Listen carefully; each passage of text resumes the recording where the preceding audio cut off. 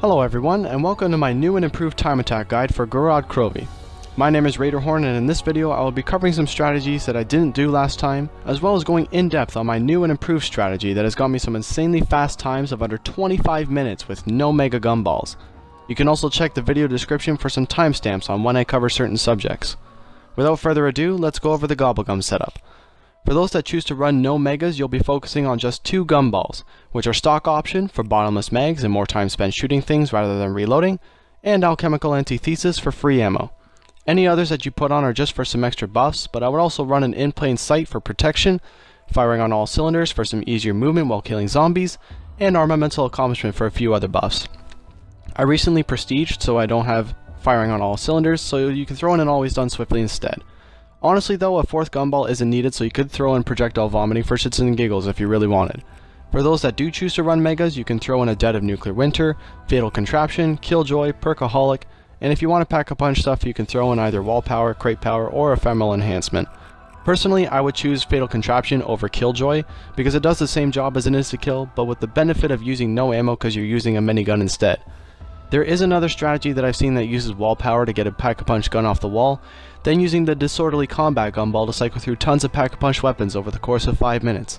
Staying in the spawn, this can be effective, especially with multiple people, but just keep in mind it only covers you for 5 minutes of gameplay.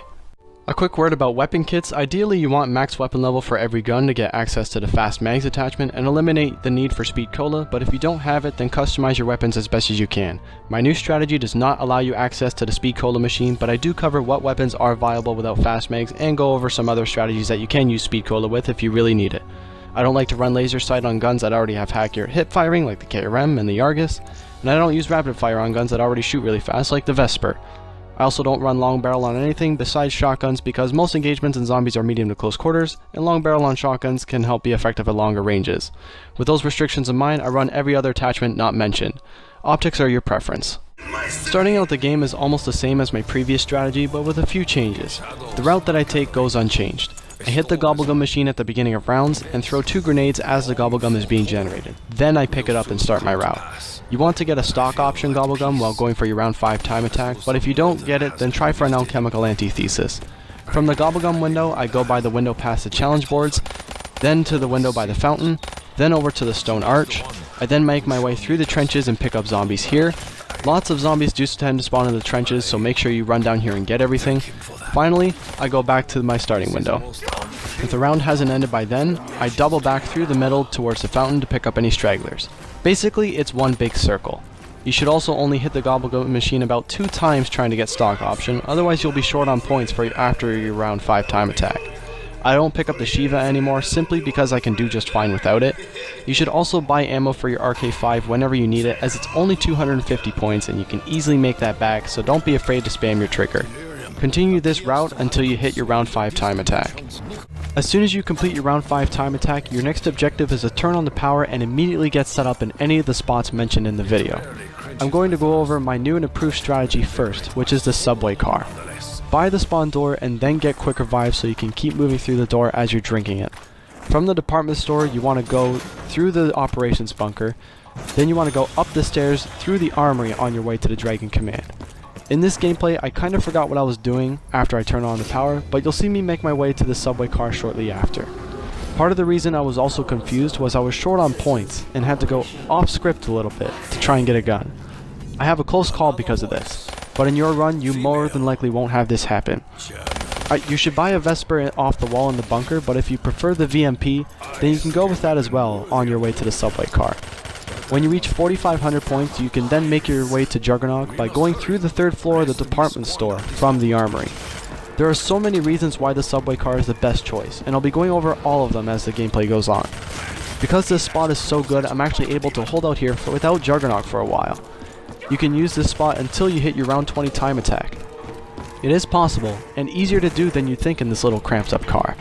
I'm going to go over all the reasons why, but first, I must talk about weapons. Because the box spawns in either the armory or the infirmary at the start of the game, it's close by our spot so we can use it in between rounds to try and get better guns. If it's in the infirmary, simply buy the bridge and hit it a few times before zombies start entering the map. If you're not having any luck at the box, then get a VMP for insurance. The weapons you want to look out for are anything that can clean out mobs and zombies easily, has a decent mag size, a quick fire rate, and not too long of a reload. What I always want to pull from the box are the Draken, the Haymaker, the Brecci, the Dingo, the BRM, pretty much any assault rifle will do, the PPSH, and last but not least, the Raygun Mark III.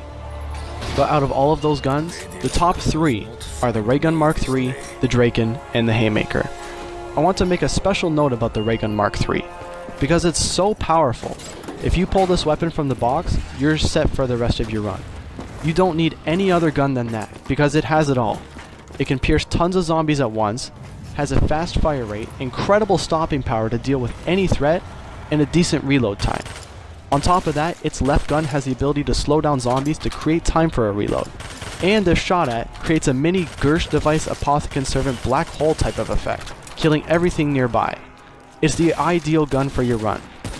The Draken does the same job as this, but it just doesn't have the black hole or the slowdown effect. And the Haymaker acts as a really good secondary. LMGs are not recommended without fast mags because reloading can be an issue. It is possible to make it work, but very difficult. For Gobblegums, you want to focus on getting only one, which is Alchemical Antithesis, and then you're set for the rest of the run. Now let's talk about the perks of this spot. First, the zombie spawns are really nice, and you're positioned in such a way that it's contained to just one lane. Unlike the bridge, in my experience, I don't get overrun as much because I don't have to worry about zombies coming from 2 different angles. And the spawns are really close by, so they won't take 5 years walking to you. Also, most of the spawns are in your line of sight, so if you have long-range weapons like a Raygun Mark III, a Draken, or an LMG or assault rifle, you can hit them all from a safe distance. Second, you have protection against Valkyrie drones. If you sit all the way at the back in the corner, you have complete protection from them. They might get lucky and hit you with a beam of lightning through the side window, but that's all they'll do. After that, if they hit you, or if they can't hit you, they'll move around to the entrance of the car, which leads to my third point. This spot has excellent crowd control for everything. They can move through the car and get right in your face, which can block you from seeing anything that may be behind them, but it's a lot better than having those Valkyrie drones fly around you, hitting you while you're focused on holding your ground. The Manglers are easy to deal with as well. If you stay in the subway car too long on Valkyrie rounds, one of them may start spawning the electric zombies, so break out and deal with this as quickly as you can. I've never had it happen during my regular rounds. I've never had those electric zombies during my regular rounds. Fourth, there's an easy escape. Simply buy the barrier if you are in trouble. If things get too crazy, you have the option to exit through the side of the car or through the back. If you leave through the back, then you can pick up that speed cooler that you always wanted. And my final point, you don't need more than 2 perks and you don't even need a shield. This spot has the potential to be successful with little need for supplies and perks. The 3 main downsides to this spot are that you won't have access to speed cola, you may not get the best weapons to help you, and getting ammo during rounds may be tricky. But if you have the good guns, getting max ammos, or having an alchemical antithesis, they can solve this. But overall, I like the subway car more than any other spot on the map. I find myself getting overrun far too often at the popular bridge spot. So I have to buy it and then run all the way around again just to do the same thing not too shortly after, wasting precious time that I could spend killing zombies instead. I'm not saying the bridge is bad, it's very good and I will cover it. It's your #1 spot to fall back on. The bridge is good universally like that, and you can use it no matter how many doors you open or what your loadout is. It's not restrictive in that manner. I also like the subway car because it's got me faster times in all my runs using it, and I've done well over 100 successful runs, testing numerous strategies throughout. My goal when making a guide for getting the round 20 time attack was to find a strategy that guarantees quick times and is really easy to work with. If I couldn't do it 10 out of 10 times, I wouldn't do it. I'll have a link in the description showing a clip of me completing the round 20 time attack in 24 minutes and 5 seconds using this spot. And yes, I didn't use any Mega Gobblegums. Feel free to check it out if you'd like. And that just about covers the subway car strategy. One last thing about the subway car. Some may wonder if opening the side barrier makes it faster, and the answer is, not really. First, it just makes it more dangerous, and I do not recommend doing it at all unless you have a Raygun Mark III. Second, zombies actually spawn quite a distance away from the car, from outside. You may see me look outside the window and see some zombies running from near the entrance to the supply depot, so there's some time wasted in that regard. And thirdly, it makes it harder for Valkyrie drones to be nice, as they have all that new room to fly around in now. My final times would be about 30 seconds to 2 minutes slower because of these aspects. And that, as they say, is that. The next strategy we're going to go over is the bridge spot. This is the most common spot that players use. It involves using the Argus and any other second gun. It is highly recommended to get double tap while using this spot, as it will increase your Argus's effectiveness tenfold. With it, you can drop a Valkyrie drone in as low as 3 shots with the Argus. More commonly, you'll be seeing 4 shots or more to kill one though. It can kill zombies in a single shot at medium range all the way through your run if you place them well enough. You don't see me using double tap in this gameplay, but I would pick it up eventually.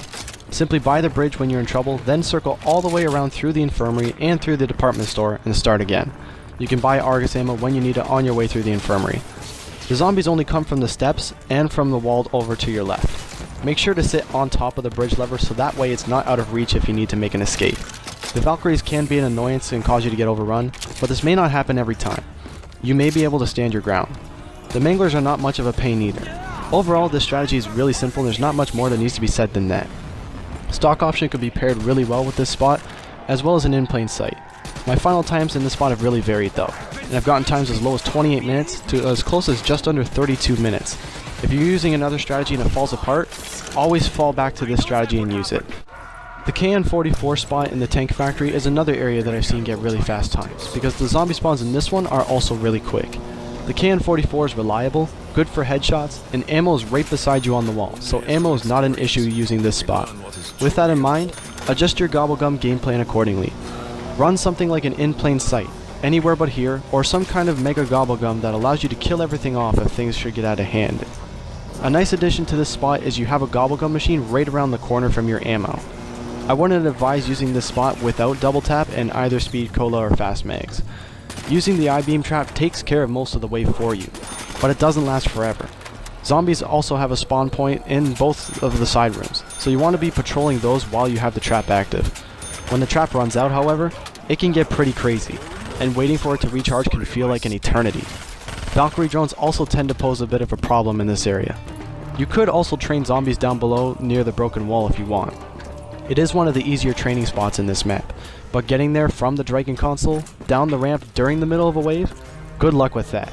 If you have some sort of break, I'd advise doing that training spot if your trap needs to recharge. In this clip, I decide not to do that, and you'll see that I get overrun because of it, so definitely try it out. After you've got your horde, make your way back up, activate the trap, and then start it all again.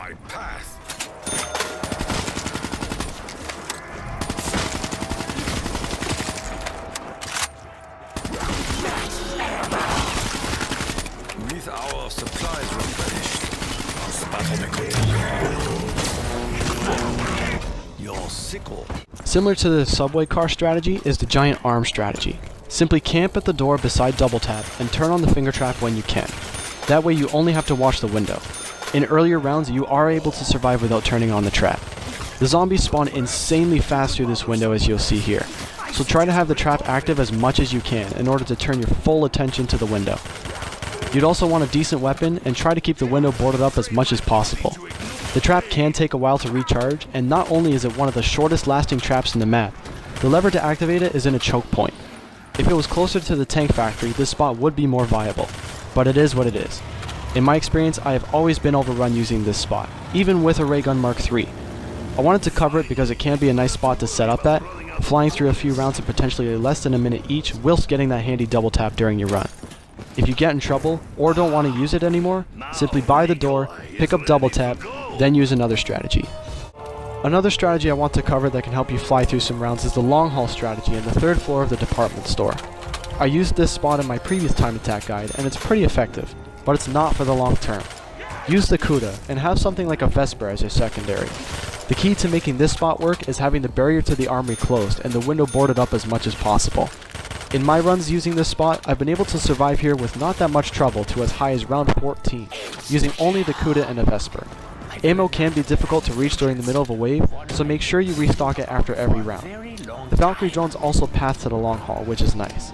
Sometimes they can spawn behind you outside of the map and attack you while you're trying to hold down the hall, but they'll eventually path to the hall. When you get overrun here, you can buy the barrier, and the bridge or subway car is a hop, skip, and a jump away. But given that you'd have only a few SMGs in your loadout, and possibly be out of ammo, I'd recommend the bridge until you get something better. Also, check out this double max ammo drop. And this is after a Valkyrie round. Pretty insane. I would say thank you, but I know I really deserved it anyway. I'm going to end this guide with just a few other useful tips that you should use across all of your runs. If you get a nuke, wait as long as you can before hitting it. This is very important during your round 5 time attack run. While it does kill all of the zombies currently spawned in, it may not kill them all, or end the round, because not every single one of them may have spawned in. The remaining zombies can spawn far apart from each other, and you'd have to spend an extra 20 plus seconds or so sweeping the spawn looking for them. So with that being said, wait before getting nukes. You should also get your Gobblegums, box hits, perks, ammo, and everything else in between rounds or whenever you have small bits of free time to do so. Time spent doing it during a wave is time spent not killing zombies and progressing rounds. You should also replenish ammo every round if you have a wall weapon, as you will end up having more points than you can spend. And last but not least, try to avoid picking up carpenters, as this will only make it take longer for zombies to get in the map, wasting precious time. And that's it for my time attack guide.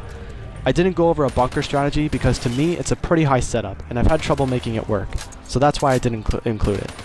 I've been putting off making this new guide for a while because I've been having other things going on in my life, and editing all this footage takes a bit of time. I also wanted to complete the Easter egg first, which I finally have, and this guide is finally here and I hope you enjoyed it. As I said earlier, a link to getting a 2405 time attack run is in the description. I'll always be going for faster times and further experimenting different strategies. Going for around 20 time attacks is pretty fun for me, and can be decent XP if you get comfortable with it. Provided you complete 2 runs per hour, you can get around 80 to 90k XP per hour. If I get any faster times or find anything else worth it making a video for time attacks, I'll be uploading them to this channel. I hope this guide has helped you in some way, and if you have any comments or questions, please leave a comment and I'd be happy to reply. Thank you so much for watching, and happy hunting.